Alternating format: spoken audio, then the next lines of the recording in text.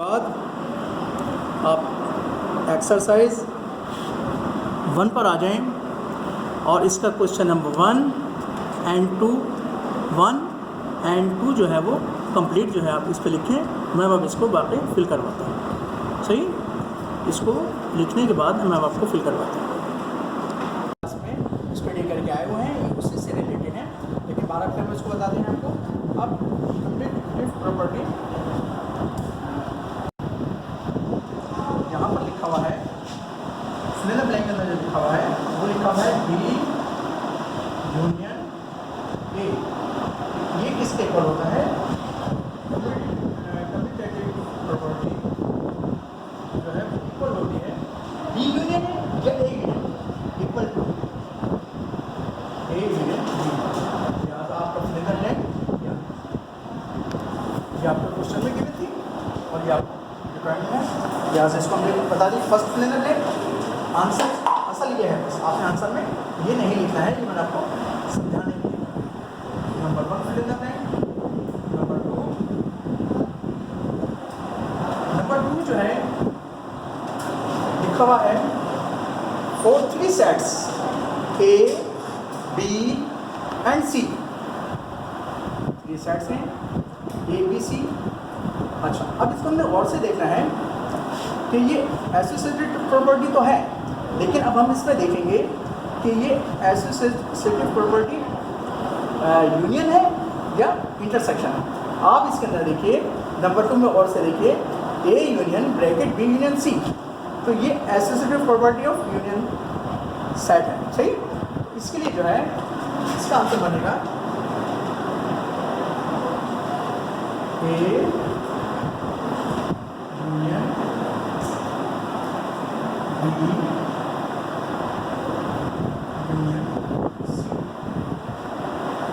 इसको fill in the blank को यहाँ ये फिल करेंगे और ये किसके इक्वल होता है आप ये देख लीजिए। या आपको बुक अंदर जो दिया है वो था A union B union C. ये आपका गिवन था और ये हमने बताना था। सही, तो सबसे पहले हम फिल इन द ब्लैंक को असल में स्टडी करेंगे और उसको हम देखेंगे कि वो हमसे क्वेश्चन में क्या डिमांड कर रहा है। वो हमसे जो है कि यूनियन जो है associated property of union set है और लिहाजा ये इसके इक्वल होता है। सही, ये इसके इक्वल होता है। ये आप आगे चल के जब हम एक्सरसाइज होगी ये हम प्रूफ भी कर देंगे कि ये वैल्यू और ये वैल्यू बराबर है। सिर्फ आप जो फिल इन द ब्लैंक्स में जो लिखेंगे वो सिर्फ इस वैल्यू पर लिखेंगे। ये मैंने आपको समझाने के लिए बताया था। सही, नंबर 3 में आ जाइए। नंबर 3 है complete the property A union bracket B intersection C. अब ये कौन सी प्रॉपर्टी है? ये प्रॉपर्टी जो है एसोसिएटेड प्रॉपर्टी ऑफ इंटरसेक्शन। इसके अंदर आप देखिए ए यूनियन के बाद क्या लिखा है? Bracket B intersection C. यानी कि देखिए इसको जरा और से देखें, A union B intersection C लिखा हुआ है। ये हमें बताना है कि ये किसके इक्वल है। सही, तो ये जो प्रॉपर्टी है वो एसोसिएटेड प्रॉपर्टी ऑफ इंटरसेक्शन है और ये किसके इक्वल होती है? ये अब ये वैल्यू किसके इक्वल होती है वो आपको बता रहा हूँ। जब मैं असल फिल इन द ब्लैंक नहीं करना, ये आपके क्वेश्चन का पार्ट था, उसको हमने इक्वल बताना था। मैंने पूरी फिल इन द ब्लैंक नहीं लिखी, वो आपको मैंने दिखा दी थी उस पर। सही, तो ये किसके इक्वल होती है हम उसको बताते हैं। ये है इक्वल होगी A union B intersection A union C. Okay, number 4 में आ जाए। The intersection of 2 sets consist of dash elements. अब हमने इसको स्पेस में बताना है। इंटरसेक्शन में क्या होते हैं, कौन से एलिमेंट्स आते हैं? इंटरसेक्शन में जो है कॉमन एलिमेंट्स आते हैं। यानी कि अगर कोई एक सेट है, एक सेट है हमारे पास ए बी सी डी, हमारे पास एक सेट है ए बी सी डी। सही, और बी सेट है हमारे पास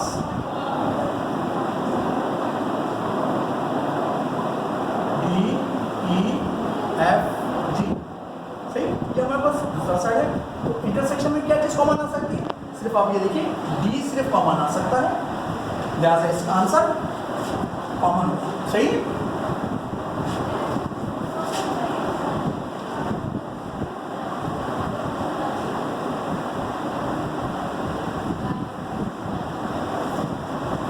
क्लियर हो गया होगा। उसके बाद आ जाइए blank number 5, the formula of number of subset. Formula बताना है। ये आपके पेज नंबर ऑलरेडी 7 पे दिया हुआ भी है, पेज नंबर 7 में बुक में आ सकते हैं, आप चेक कर सकते हैं। ये चीज़ आपको याद रखनी है। सही। और मैं आपको फार्मूला लिखवा देता हूँ। फार्मूला है इसका डायरेक्ट आंसर। अच्छा, ये जो है ये सिर्फ आपको मैंने समझाने के लिए कहा था नंबर 3 में। ये क्वेश्चन का पार्ट था, आंसर ये है, इसका आंसर ये, इसका आंसर ये, इसका आंसर ये, और 4 का आंसर ये, और 5 का आंसर मैं आपको बता रहा हूँ।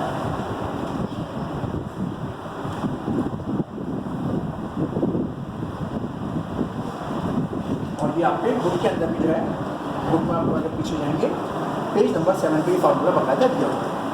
आगे चलते हैं। इसी का क्वेश्चन है part question second, state whether the following are true और फॉल्स। इसमें हमने ट्रू और फॉल्स बताना है। इसमें हमने क्या बताने, ट्रू और फॉल्स बताने।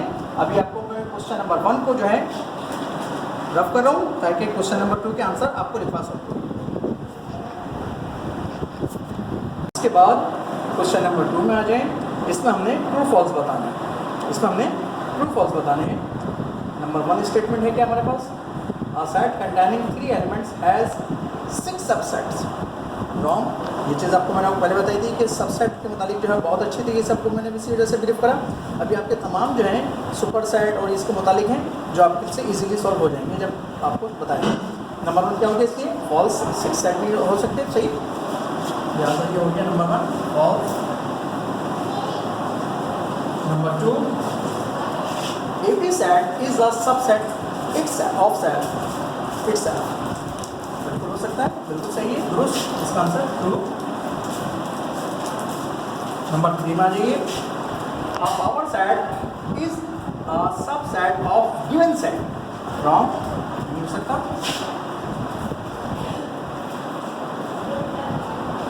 नंबर 4 में आ जाइए। नंबर 4 है a subset contain all elements of super set. बिल्कुल नहीं होता, यहाँ से भी फॉल्स। नंबर 5 में जाइए। नंबर 5 है and improper subset is equal to the original set. तो सही है, क्या ओरिजिनल सेट होता है, तो आ जाएगा आंसर। इस तरह आपका ये वो जो है क्वेश्चन नंबर 1 एंड 2 जो है आपका कंप्लीट हो। अब क्वेश्चन नंबर 3 में आते हैं। और ये वैसे ही क्वेश्चन नंबर 3, 4 जो है वर्बली क्वेश्चन हैं। अगर आप गौर से देखें तो ये ज़बानी क्वेश्चन हैं, इसमें इतना समझाने की जरूरत है, लेकिन बहरहाल हम उसको बताते हैं। क्वेश्चन नंबर 3 में आ जाए। Question number 3, list the members of power set of the following set. हमने इसमें लिस्ट के मेंबर्स बताने हैं, पावर सेट के मेंबर्स बताने हैं, क्या क्या हो सकते हैं। नंबर 1 है हमारे पास, अब आप देखिए इसके पावर सेट क्या क्या बन सकते हैं। सोल्यूशन,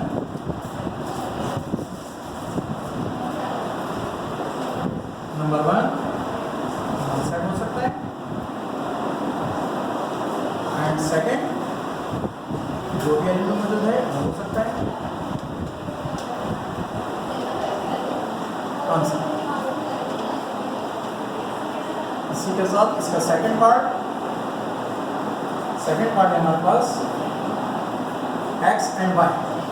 x और y के बताने हैं हमने। सोल्यूशन,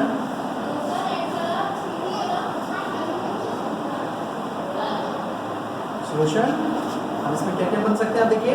नंबर 1 एम्प्टी सेट बनेगा, सही है। और उसके बाद बन सकता है कौन सा, ये आप ऑलरेडी 7 और 6 क्लास में कर चुके हैं ऑलरेडी। सेकंड क्या बनेगा, x। उसके बाद कौन सा सेट बन सकता है, y।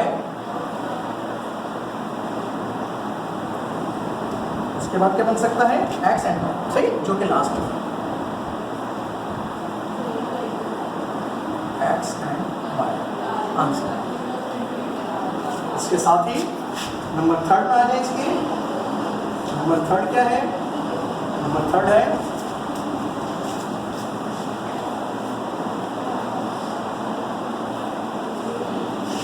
हमारे पास 1 2 3 1 2 and 3 solution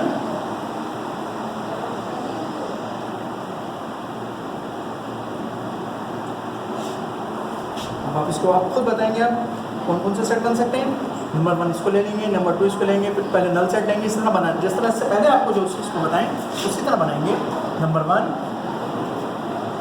नल सेट बन गया, सेकंड 1 आ गया, उसके बाद 2 आ गया, उसके बाद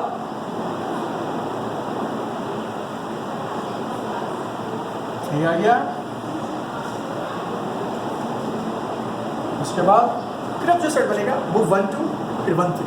सही, यहाँ भी स्पेस लेंगे, मैं नीचे लिख रहा हूँ। यह बेहतर है मैं इसको रफ करके दोबारा इधर से लिख दूँ ताकि एक ही लाइन में आपका आंसर आ जाए, आप डिस्टर्ब ना होता। इसके साथ जो हम कंपेयर बना सकते हैं 1 के साथ 2, उसके बाद 2 के बाद 3,